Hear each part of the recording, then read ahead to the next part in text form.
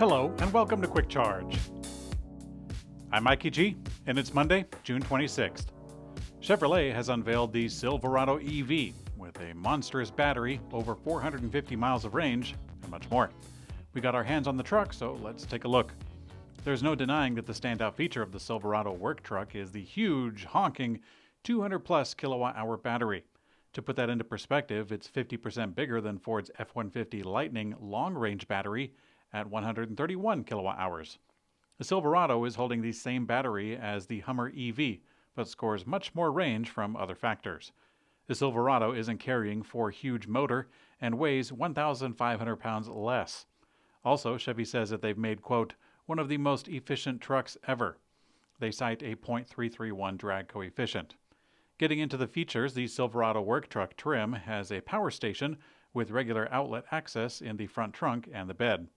Overall, you get 10.2 kilowatts of power, including a 30-amp 7.2 kilowatt generator plug that can power a home.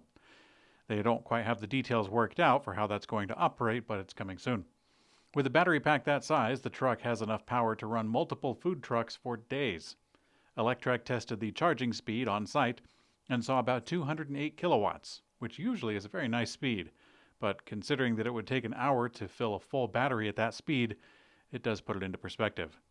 In Electrek's drive, the truck drives smoothly and is very responsive for an 8,500-pound beast with 61-plus PSI tires.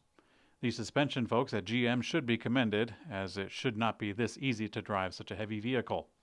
The interior is what you'd expect from a work truck, something that you could hose down after a day in the mud. Dark plastic and vinyl as far as the eye can see. Now, despite hours in the seats, they felt pretty comfortable. Chevy will not be selling the Silverado EV starting under $40,000 like they originally planned. They haven't announced pricing yet, but Chevy says that the range and price will be competitive with Ford's standard offerings, which currently start at 230 miles and 100 kilowatt hours and $55,000. Now, overall, Electrek finds this vehicle to be a great move to get gas trucks off the road, even if many of the customers wind up using this 8,500-pound vehicle just for simple commuting. Even if a small truck or small car or even a small bicycle could do the trick, it's good to see that electric vehicles are attracting buyers from more and more categories. The Tesla Cybertruck has been showcased with its rear-wheel steering by maneuvering inside a parking garage. Rear-wheel steering or four-wheel steering is quite the rage these days, although it was recently scrapped, or at least the crap mode was scrapped from Rivian. Moving on, in the video you can see the rear wheels engaging in a turn to make it much, much tighter. While the rear wheel steering is actually quite limited, it's clearly visible in the video and appears to help the truck radius very, very much. Now, perhaps because of the novelty, the vehicle seems rather large and bulky, but seeing it in action kind of changes that perspective. Tesla hasn't officially updated the specs on the Cybertruck since the launch in 2019, and therefore we don't have a turning radius number yet, but the feature is expected to make a much better splash for the vehicle of that size. The automaker is expected to give an update about production in September during a delivery event.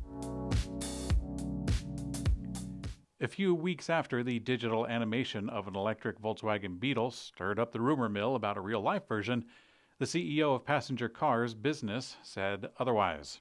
Earlier this month, an animated version of an all-electric Beetle was showcased in a Netflix movie called Miraculous, and it was placed right beside animated versions of real-life electric vehicles. We reported at the time that this could be a hint that it might come back. However, when asked about the possibility of an electric Beetle, CEO Thomas Schaefer said, quote, "I don't think so, because there are certain vehicles that have had their day. It wouldn't make sense to bring it back. I wouldn't say it with 100% certainty, but from where I stand now, I wouldn't consider it." Nissan has announced that the 2024 Nissan LEAF will be on sale with a starting price below $30,000, making it one of the more accessible EV options in the U.S. And Nissan really isn't putting much effort into the program, clearly, as the USA version will still feature the CHAdeMO charge port on the vehicle.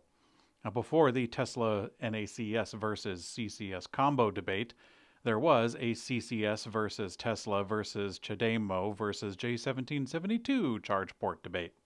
Now, with the LEAF being in that first wave of the modern EV revolution, the Japanese company bet on the CHAdeMO plug, which really didn't gain any traction in the Western markets. As a result, available chargers are about as easy to come by today as they were some 10 years ago, which is to say, not very. Now, the 2024 model year will come with two versions, the LEAF S and the SV Plus. Powered by a 40 kilowatt-hour battery on the LEAF S and a 60 kilowatt-hour battery on the S Plus, they get 149 miles or 212 miles of range, respectively. Now, since the LEAF also uses the passively cooled battery, the battery pack will degrade faster than current electric cars, including the Nissan Ariya. We've now learned the initial pricing for Kia's upcoming EV9 three-row SUV in one European market, thanks to a price list. So far, we've had to speculate on pricing for the upcoming EV9, as Kia has not announced the foreign pricing quite yet, only showing us the pricing for the domestic Korean market. With delivery starting in Korea last week, it was starting at around $60,000. But the European trim level, with a larger battery called the Earth Launch Edition, that one, according to the pricing in Belgium, starts at €74,990, which is definitely higher than what we had expected. Accounting for the Belgish domestic taxes, the pre-tax base price is €61,975, which would be $67,500 at current exchange rates. This, we think, is the closest idea of U.S. pricing of what it would look like. We're guessing the base price for the electric SUV will be around $60,000 with a smaller battery. Luxury British sports car maker Aston Martin is teaming up with Lucid in a long-term partnership to supply proprietary EV technology. Aston Martin says that they plan to build, quote, the world's most thrilling and highly desirable electric performance cars.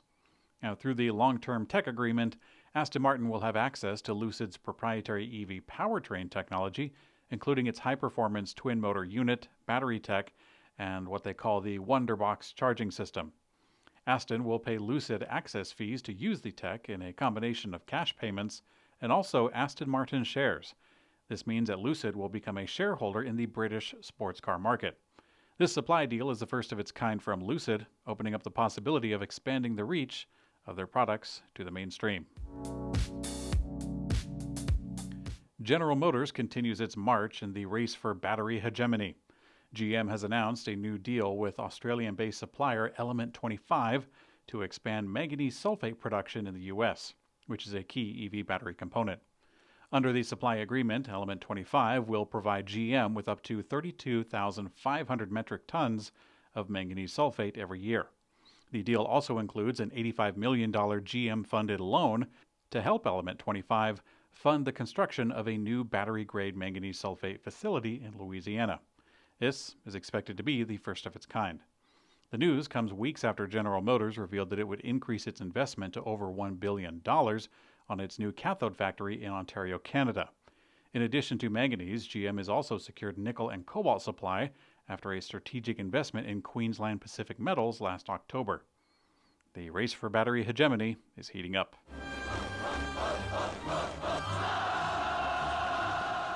In today's community comment found on YouTube, Squidge73 says, good content.